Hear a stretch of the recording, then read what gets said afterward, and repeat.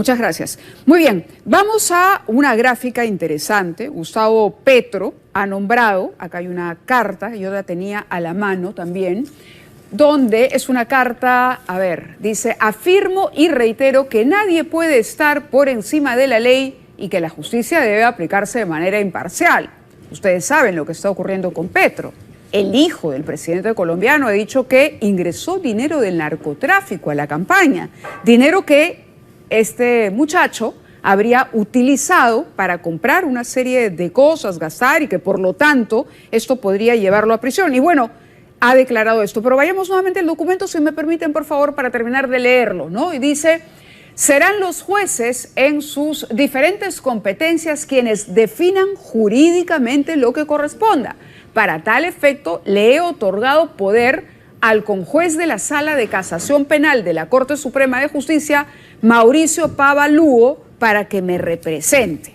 Eso es lo que ha señalado. La periodista Patricia Yaniot, periodista conocida colombiana, ha destacado en su cuenta de Twitter que todo muy bien cuando el señor dice que hay que respetar lo que diga la ley, pero el presidente Petro ha incurrido en un conflicto de interés, porque habría nombrado al conjuez de la Corte Suprema, Mauricio Pava Lugo, como su defensor frente a lo que todas luces, dice la periodista, parece ser una financiación ilegal de su campaña presidencial.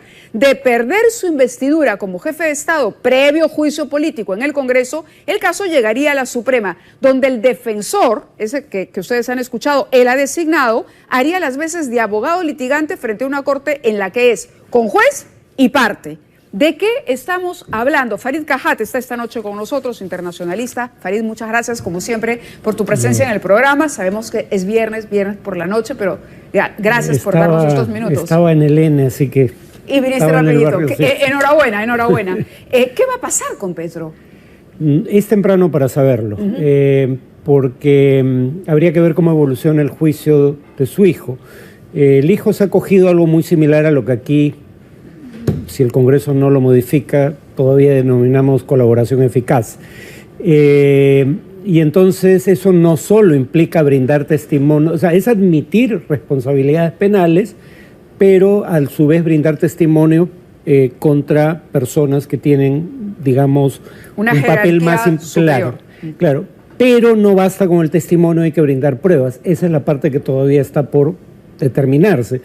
Los gastos, por ejemplo, que hizo Nicolás Petro, ¿no? Llevaba una vida de lujos. Acá hay una nota sobre lo que gastaba. De acuerdo a la Fiscalía de Colombia, el hijo del presidente ganaba solo 13 millones de pesos. Estamos hablando de $3.200 al mes. Dice, sin embargo, se halló que realizó desembolsos como si tuviera ingresos de $50.000 al mes. O sea, se supone que ganaba 3.200, pero gastaba como si ganara 50.000, lo que le permitieron comprar una mansión, un Mercedes-Benz, joyas y pagar costosos arriendos. ¿Eso de alguna manera no abona a su favor? Es decir, hay un desbalance patrimonial. No, que recibió dinero no está en discusión, él lo admite. Y además las pruebas, ahí se evidencia el desbalance patrimonial. La pregunta es si parte de ese dinero fue a la campaña de Petro. Eso es lo que podría afectar al presidente. Si no hubiera ido parte alguna de ese dinero a la campaña presidencial, es un delito del hijo, que no involucra en nada al padre.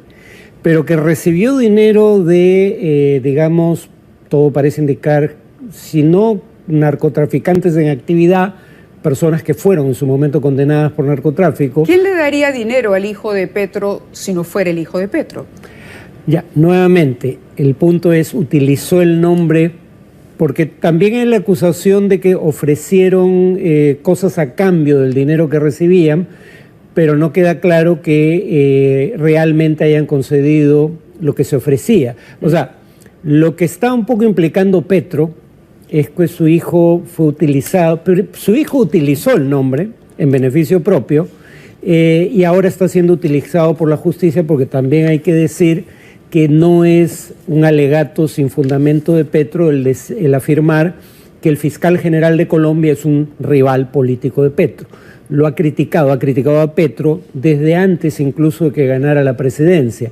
El punto es que una cosa es que el fiscal general, el equivalente a nuestra Fiscalía de la Nación, sea un rival político del presidente, y otra que el hijo del presidente haya declarado lo que declaró bajo presión, que es lo que un poco sugiere Petro. De eso no hay evidencia.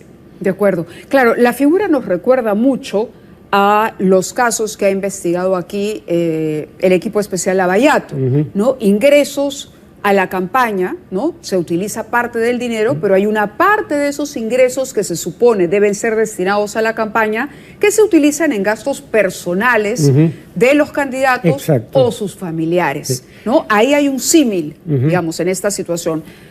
Digamos, suena creíble lo que dice Nicolás Petro. Sí. Pero ¿de qué dependería que se complique o no la situación del presidente? ¿Va a haber un juicio político? ¿Lo va a ganar o lo va a perder el juicio político? No es obvio que lo vaya a haber, pero en todo caso se ha iniciado una investigación en la Comisión de Investigación y Acusaciones de la Cámara de Diputados que podría derivar en un juicio político, pero primero habría que votar en la Cámara de Diputados para ver si se realiza el juicio. Luego, si no me equivoco, en Colombia funciona como en Estados Unidos. La Cámara de Diputados hace labores de fiscalía y el Senado es el juez que determina la suerte del presidente. ¿Y la correlación de fuerzas cómo va? Eso no está tan claro porque hasta hace unos meses Petro tenía por una coalición que había formado, tenía mayoría en el Congreso. Okay. Pero rompió esa coalición, por ende perdió la mayoría. La gran pregunta es cómo van a votar sus antiguos aliados ahora que ya no lo son. En todo caso, es de presumir que se basarán en la evidencia que se presente en el caso penal. Y ahí, como digo, lo fundamental es no solo el testimonio, sino la evidencia que el hijo de Petro presente de que parte de ese dinero fue a la campaña.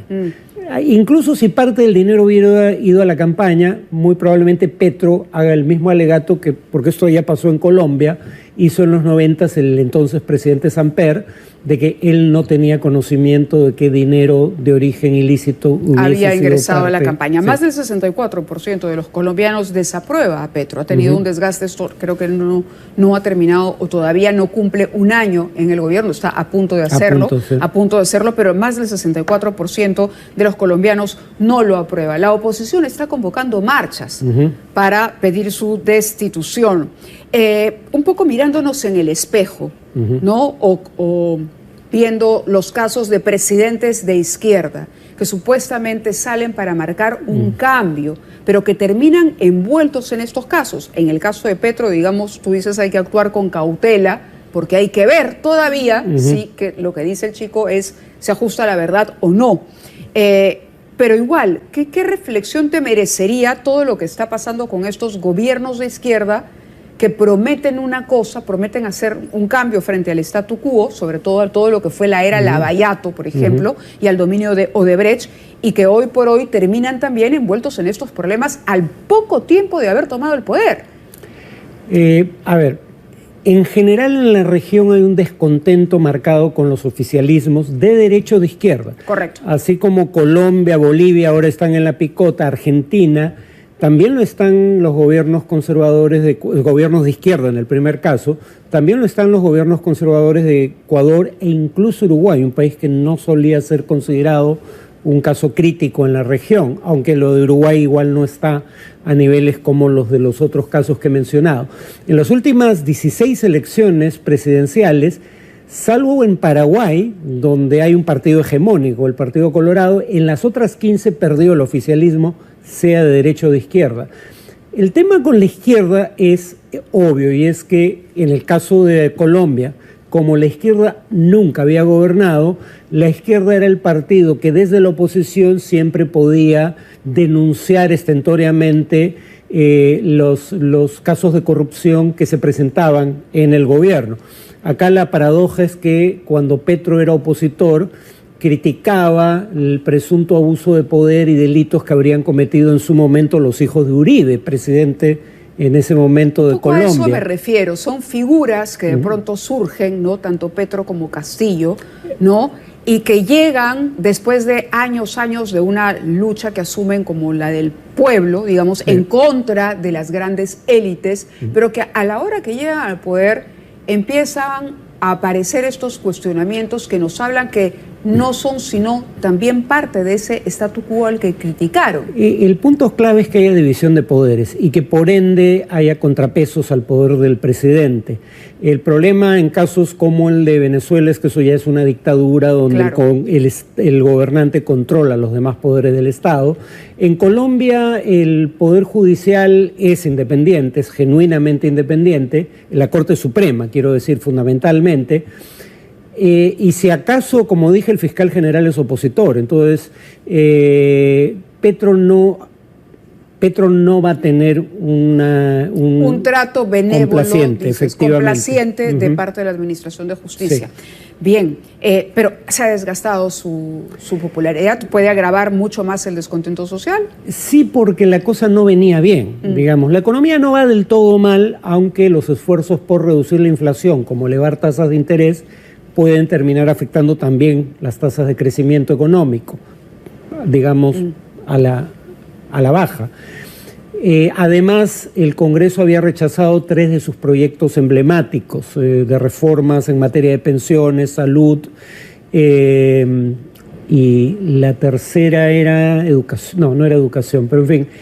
Y había perdido la mayoría parlamentaria, su aprobación antes de estas denuncias ya estaba en 32-33%, más de 20 puntos por debajo de su aprobación inicial, y esta no es la primera acusación de financiamiento ilegal de campañas. Lo que pasa es que la primera acusación fue de su propio embajador en Venezuela, pero no hizo la acusación ante un juez, sino en una conversación privada que trascendió a la prensa.